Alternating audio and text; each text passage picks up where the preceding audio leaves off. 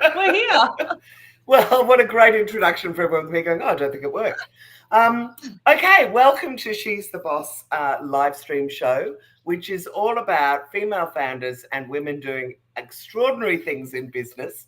And I'm very, very excited. This is actually our first proper conversation to be interviewing the wonderful Kate Merriweather, who, if you're on LinkedIn, everyone would know. So welcome, Kate. Thanks for having me. It's so nice to be here. I like talking about It's LinkedIn, so I'm happy. I know, so am I. So let's start off by talking a little bit about your businesses, because I know you do a couple of things with LinkedIn and anything else you want to talk Okay, just stop me if I talk for too long here, but I about. started copywriting when my daughter was little because um, my employer just had no interest in accommodating a mother at all in 2009 when my oldest daughter was born. Yep, And I remember I that feeling. I didn't, it's different now. There were no women with young children I was in the biggest PR agency in Australia, and there were very few women in leadership, and no women with young children across the business, and hundreds of staff in every capital city in Australia. So It's there amazing was, to think of that now, isn't it? yeah, there was no role model. There were women in leadership who had adult children, that kind of Yeah, age or or older nannies. teens. So I couldn't see how that would work. And I got offered a promotion, but the nature of the PR industry is um, not a part-time. And No. especially we did crisis management. So we had Emirates as a client. And if there's an issue with a plane and the media is at the airport, they don't, there's not like, sorry, I need to find childcare. Like I just couldn't see it working. Yeah. And I didn't want to, like I was in love with my baby. 15 I now. know. It's such a special Yeah. time. So I started freelancing. My old boss, who supported me greatly, Carolyn, said, "Can you write my website?" And I hadn't really written. She's like, you can write, so it doesn't matter that you haven't written a website. Just figure out how to write a website and write mine. So I did, and then Right. I figured out, and then she referred me to someone else, and that's how it started. I started writing websites. So even though I've not written a single website, and then I just kept writing websites. And then I learned SEO, so I learned how to become an SEO copywriter, writing for Google. And then I had two more daughters. I got three daughters, and then in 2020, I thought I need to take this up a notch. And did Maybe that have anything to do with COVID, or was it just coincidence No, it that was that was the pre-COVID, time? so it was my youngest starting school. Oh And my I God! thought, So a month before we got locked down, basically. yeah, pretty much. Right. Like very much the start of 2020, I was like, okay, I want to make this into more than just a 1 day a week work, which it Gig. had been. Yeah. Well, one or two, like just pretty minimal. Like, not that there's anything wrong with that, and it really served me to be a very present mother, and I'm really happy. Like, I don't want to say minimal, to minimize, it was No, no, successful no. and I'm sure no one would take it yeah. that way. Um, and I don't want anyone who is doing that themselves to think, it's not enough. But anyway, so I was like, right, I'm going to have a grown-up business. I'm going to promote myself, and I just decided to go on LinkedIn, and Why I did LinkedIn, Kate? because What I was the? thought, first of all, the audience was more of a B2B platform, which is the audience I'm targeting. Yeah. And I thought it was more of a chance to show off my writing. Like Instagram then didn't have stories and things like that. So even then, it's quite visual. It's a visual platform, and I'm not very good at design or anything like that. So I just And I figured guess, that was the platform for me. and because also the big pain point that everybody starts with is their profile, and that does involve somebody looking at it. If you can't write, Yeah, someone yeah. helping you with it, right? So I was promoting myself as a copywriter on LinkedIn, Right. and I did some courses. So one course told me to post 4 times a day. One course told me to send DMs, like just message people selling yourself. And a lot of these things felt icky. And now, one course was in the UK, one course was in the States, and I just thought the Australian market is different. I don't have to use LinkedIn that way. So I've found using LinkedIn for myself as a copywriter, promoting myself and doing really well with it. I started doing video because I thought most copywriters are extroverts and I'm not. Like, I'm willing to give video a go. So Good I did on a you, little though. course. There's so many people who just shy away from the whole video, Yeah, particularly if you're not extroverted. So I did it kudos to as you for a, jumping in. yeah, I did it as not, I didn't think about whether I wanted to do it or not. I just did it as, I think this is a way that I can stand out, because I think Okay. other people won't do it. And I think in any way that you want to stand out, you look at your competitors and do what they're not doing. Like, that's Yeah, works nice. in any, um, that's a classic marketing tactic to do something different. Yes. So I started sharing videos, and that went really well. And I did that for years, and then I was really busy. Obviously, went through COVID, etc. Um, Did your business kind of explode over COVID while everyone was online going, well, now's the time I can focus on yes, my LinkedIn? well, yes and no, because I couldn't. I was homeschooling Oh, essentially three young kids. Yeah. 3 children in Melbourne, so we were in lockdown for months, Years, in and fact. it was terrible. So I had to say no. Like, I said no to a lot because I just couldn't. And I was in a privileged position where my husband, the income wasn't urgent, Yeah. whereas, my children's well-being was, and my Yeah. own. I remember the school did well-being day, and my little one said, "What's well-being day?" And my husband said, "It's a day where we sacrifice our well-being for your." So the kids are like, "I need straws," and they all had a different activity they had to do at home, and one was making a cake, and one was doing bubbles with straws, and uh, me and my all the husband way through, tearing out. because my kids were teenagers. I had one going through year 12 and two going through year 9 and 10. And all I could think of was those poor women with younger children. Not Yeah, because we don't love our kids, just I knew how hard it was outside of the lockdown, never when you got that few yes. hours when they went to school. So, That's what yeah. hurt me the most during that. This is totally not about business, but what I hurt know me it the doesn't most matter. was when they shut the parks, because we would take them to the park every day Yes. and just to get them outside. Well, And we you've got had to a get them park. out because they go crazy in the four Yeah. walls, don't they? And then So you go mad trying to keep them happy. yeah, daily routine: walk to the park, play, and then they had a flying fox. At my oldest was in grade 6, so she was a bit over like the park, but she would go on the flying fox, and we would do that every day. And when Yeah. they shut the park, we would try and just walk the suburbs. It was anyway. Not quite as good. And then they started going, only one person's allowed to leave the house for a while. I mean, that was like Yeah. crazy as well. Anyway, Oh, you survived. yes. And the three of them had, like, I feel like people with only children might have struggled even more because they play together a lot. Whereas there's Anyway, no let's, distraction for the, yeah. Okay, but look what it did. So, yeah. as And much then as it was awful, a lot of people exactly. And innovated, then I and it was switched to, obviously, yeah, exactly. So I kept asking me at this time about my LinkedIn. So I was giving my copywriting clients LinkedIn coaching as a free, like, just to, they'd be, "Oh, tell me what you do on LinkedIn. You're doing so well, blah, blah, blah. What should I do?" And I would just tell them foolishly. no, I I think just have a chat. I've spent many hours doing that myself. And then I just had this, I literally just was like, this is what I need to do. And I just wrote down, I had this document, and I wrote, what if I became a LinkedIn coach? And I just wrote, I know LinkedIn, I know how to help people. It's a new opportunity.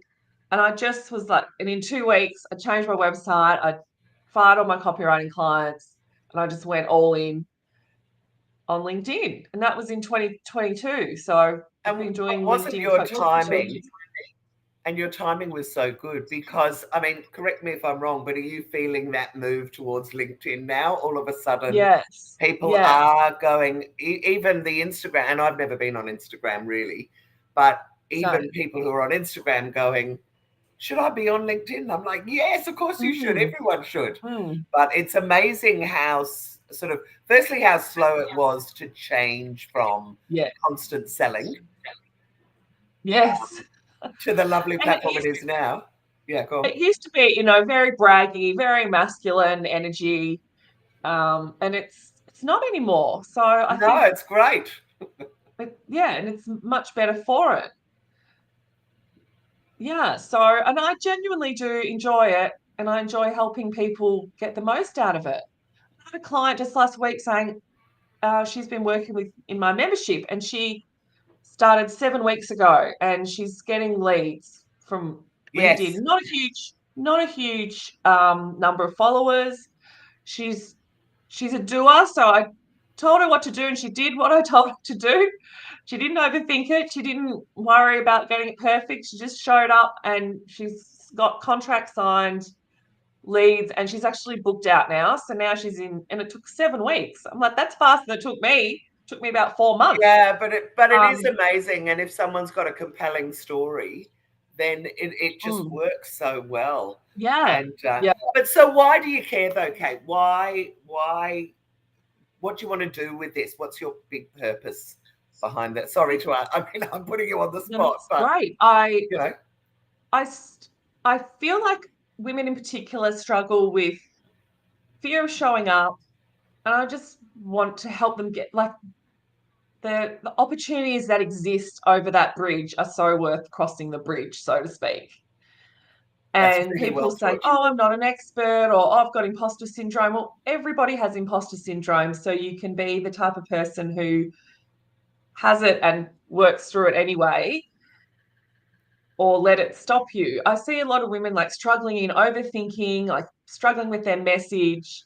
And once you just bash through that wall, you realize it's just made of paper. Like it's not, it's Yeah, all that's just very made true. up St. Elmo's fire, so to speak. Like it's not a big giant. Look, it's No, and it I'd is really like to see that. And I think, I really want to celebrate women in business and my favorite clients. I feel like if women in business don't share their voice and message, then who gets all the oxygen? yeah, The yeah. ones who have always had, I call it the void. Like there's a void of content. If you don't show up and share your voice and your way of working, then no offense to who's watching, but the straight, pale white men get all the oxygen, and that's not fair on anyone. It's not fair on them or anyone else. If we want to have more diversity, more difference in voices in all Absolutely. arenas. So that's what I want to be a part of. And I think the other thing that's really interesting about LinkedIn that a lot of people don't know, and obviously I'm teaching you to suck eggs, but that all the other platforms have got like 1 billion users, and they're all posting every day. So there is a lot of content out there that's really hard to get cut through. LinkedIn is just beautiful for it at the moment, anyway, because only 3 or 4% post. So everyone is skulking. Everybody is reading and looking at, maybe putting Mm, up a love heart or the odd comment. But if as a woman you do post, you will get noticed. I mean, there's kind of no two ways about it. yes. Love. Yes. And if you're consistent, so I see a lot of clients who get all excited, go in, then get overwhelmed and stop. So you have this roller coaster scenario, Yeah.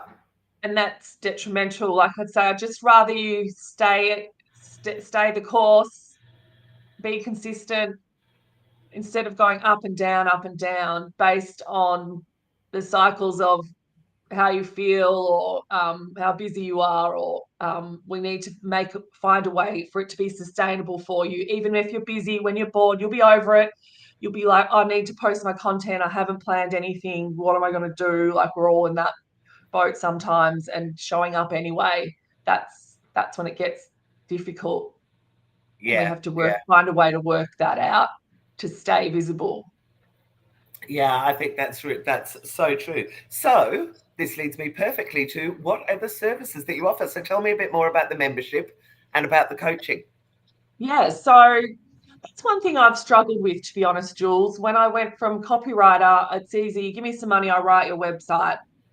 Yeah. And then going into coaching, I was like, how do I help people? Do I do one-on-one? Do I do a group? Do I do a day? Do I do a year?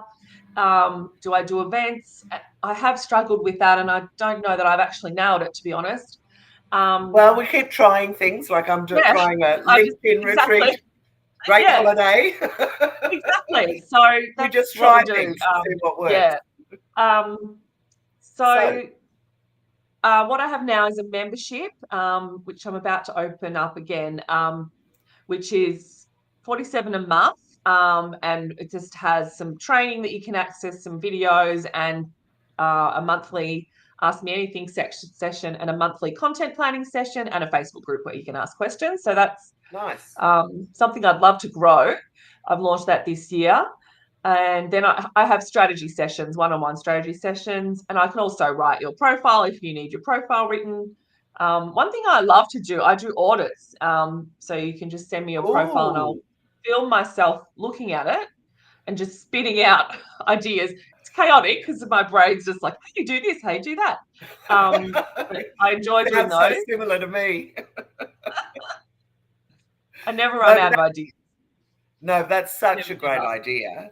Mm. And so in a minute, when we get to the end of this, I'll get you to tell everybody how they can work with you. But I would have thought Mm. $47 a month is incredibly affordable. So I'm sure you've got people rushing into that membership. Have you? I'm not yet. I hope so. I It will. think It will. memberships are hard I'll to help you sell because promote it. it's a monthly commitment, but I think No, that's a but I great mean, way. keeps them accountable. Yes, I think so. There's clearly a book in it as well at some stage, Kate. Oh, I was a book publicist years ago, Yeah. and that put me off a bit of writing a Yeah, book. I was too, but now I'm Don't like, you? everyone else is writing books. We should write a book. Yes. I don't know if I want to write a LinkedIn book. I think they're done, but I could write, I don't know, maybe. How I do whatever. Okay, so what about, have you got some stories up your sleeve that you could tell me about some of the clients and where they were at? So you've told us a great story about one woman who Yes. in 7 weeks Yeah. has managed to get all these leads. And I know you'll have more because I see people giving it a go and going, oh my God, hang on a minute. Someone's just asked me, how can they work with me? So, I know. yeah, So yeah. good. So tell me some of those. Well, I had a client who's a fellow copywriter, and she's just transformed her LinkedIn. So she had a pretty like bland, and I Resume say, type. when you're a copywriter, show off your writing. Like a lot of Yes. copywriters have their hands on the keyboard, image, and they'll say like creative, compelling copy. They'll love the alliteration.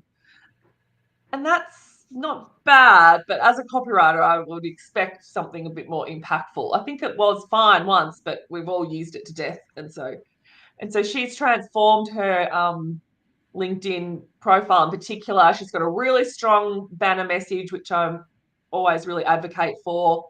And she's posting regularly and she just gets it done. And she's in the health space, so she's connecting with all these health leaders who are all on LinkedIn. Like everyone's on LinkedIn, and it's Yeah. really created some great opportunities for her. And she's done all the work, but I feel like I've been helpful to her in sending her in the right Sure, you direction. have. Yes. Yeah, I mean, so but isn't it ideal when you do teach someone and they actually do what you tell them to yeah, do? Because you know it works. Like you know the formula that yeah, works. And it's just those people that kind of give it a go and then don't. And you're like, yes. but you're so close. I know. Yes. So it's interesting when I say to people, do you want the nice coach or the mean coach? Like, do you want me The to be real like, it's coach. okay and encouraging? And most of them say, I want someone to make me do it, like just bully Yeah. me into it. Because so many people have I'll get around to it. Yes, I agree that it's a good idea. But But it's just on top of I my just have, list. yeah. And then before you know it, like the year's gone and you I still know. haven't taken And advantage of other this people have been opportunity. raising their profiles in the meantime. Yeah, yeah. Yeah. And I had Yeah. another client who is in property, and she's a buyer's advocate. And her key competitors are a lot of young agents who maybe have a year or two of experience. They're doing a 6-week advocacy course and coming out the other end, and they're very social media savvy. They're young and they're native, so they're very good at promoting themselves, but they do not have the level of experience that my client, who's been in the industry for a long time, amazing negotiator, like bids hard at an auction, just the exact person you want at an auction to be On your bidding. She side, looks yeah. scary, and she's like got this, like she's there to get, she's so intimidating, like she's lovely, and then you see her at an auction and she's like this big as hard ass. And I said to her, we need to differentiate you and the level of experience and knowledge that you bring that these Yeah. competitors, and the competitor strength had that social media confidence that she didn't have. So to build her up and see her showing off her expertise in ways that her competitors can't has really helped her stand out and not lose to superficial competitors. So that's something I'm really proud of for her. Oh, I love that. Because she just hadn't thought of it. She just hadn't thought of it that way, because she's not a marketer. She's a real estate expert. No. So to help her just say, we need to just show off your expertise.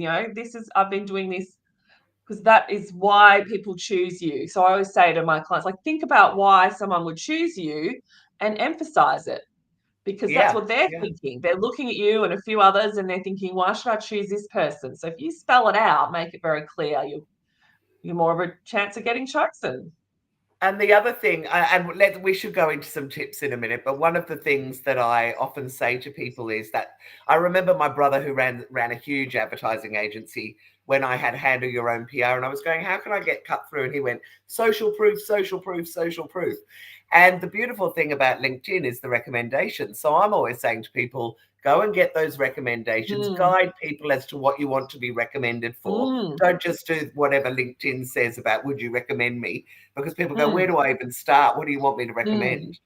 But then you can take those and, turn them into a little graphic and share them around. That so-and-so thinks I'm awesome.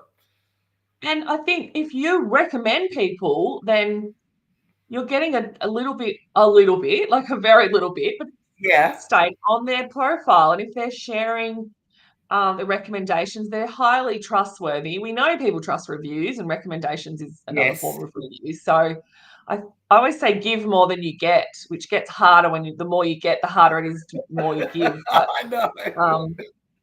But you're right. You're absolutely right. And also what I like about it is I started asking for recommendations, I think, in about 2007 or 8. And so I sort of say to people, if you don't have to do them all the time, but if you do a few every year, then you've got that kind of, she's not bullshitting. She really is this person and has been consistently. And you have that lovely record of pivoting and changing jobs and whatever else you do over time as well. Yes. Yeah, so I've got recommendations for copywriters. I've got recommendations for offers that I don't do anymore, but that's okay. Like, they're all there. And I always say, like, strike while the iron's hot with recommendations. Yes. Just ask. Like, I've asked for mine. You just have to ask because it's business. Like, of course. People are quite happy. And what I love is that you never get that notification that says, no, this person isn't going to do a recommendation or this person is not going to connect with you. You just get the, oh, so-and-so has, and you don't have to get that kind of dagger to the heart of, so-and-so said no. It's not that I find most people wouldn't say no, because if they really, you probably wouldn't ask someone. They just don't do them. Yeah. They just say, oh, yeah, sure, but it's not a priority, and they don't get around to it. It's more that I'd recommend or guess. I think for every recommendation I've got, there's probably 2 more that I asked for that I didn't get for whatever reason. Some companies, like I think Woolworths is one that has a no recommendations policy. Like yes, some of them do. I talked I did something for the Marketing Institute as an MC last year. I went, can you do me a recommendation? They said, no, as a policy, we don't. And I was like, yeah. I shouldn't have name dropped Woolworths. I don't know if that's true. Sorry. I know, I probably shouldn't have either, but anyway, we have now. So what would be, look, what have we got? We've got another 3 or 4 minutes. Do you want to give me or give the viewers some tips as to what would be, maybe, let's go, the most common mistake that you see first? I would say just the resume style profile. So a lot of people might have that default profile that's positioned as an employer, and my audience is self-employed people, so they should be looking to turn it into like a sales page. Yeah, nice. And another one. What about, I mean, how long do you think the about section should be? Because I always like a long, juicy read. Oh, do But you? yeah, but it's interesting because everybody has their own opinions. So Yeah, like about LinkedIn, you don't have to follow the same formula as no, everyone else. As long as it's up to date, accurate, and it can be a long, juicy read as long as it's juicy and not waffle. Like if it's, yeah, true. seasoned, professional, experienced in blah blah blah blah blah blah blah blah, Oh, like it's hard to but read. if it's I love doing this and this is what happened to Yeah, me when I was younger or whatever, I'm straight into it. yeah. And I don't know about the word passionate. I think that's just a bit overdone. It is, and I still use it. And each time I do, I'm like, oh my Sorry, God, Jules. it's so overdone. I really need What to to go use and look at instead? I don't know. all the synonyms for passionate. What have you got another tip? Have you got another?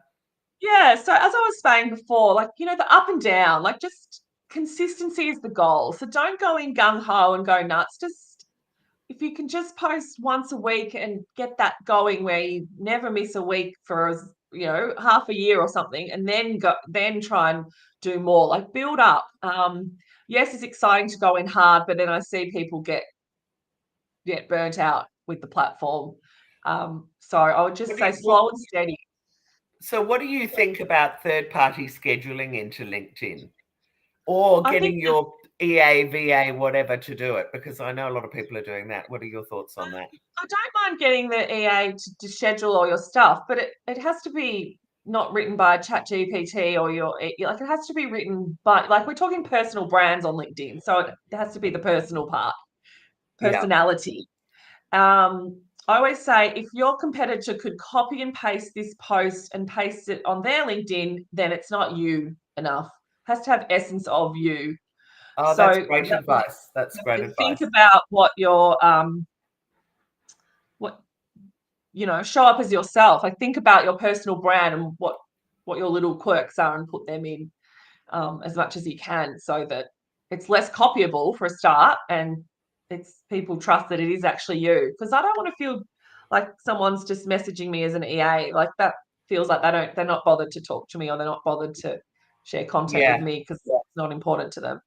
And I think what I love about LinkedIn, and I'm talking very broadly here, but in general, I think people who get social media managers, get them to do their Instagram, their Facebook, maybe their TikTok.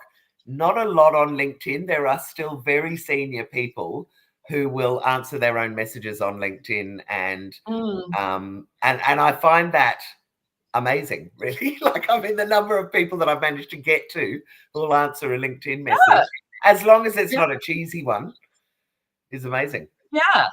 I always say there's people with money on LinkedIn, and there's people that aren't on the other platforms that are very hard to reach. So there's just so many Yeah, opportunities.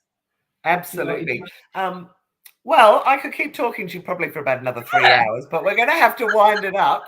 Can I ask, if someone wants to work with you, and obviously the first thing they could do is send you a message on LinkedIn, Yes. but how Mm. else can they get hold of you? Do you want to tell us your website address? Yes, my website is just katemerriweather.com.au, or you can just Google. I'm lucky to have a strange name, so there's not many other Kate Merriweathers around.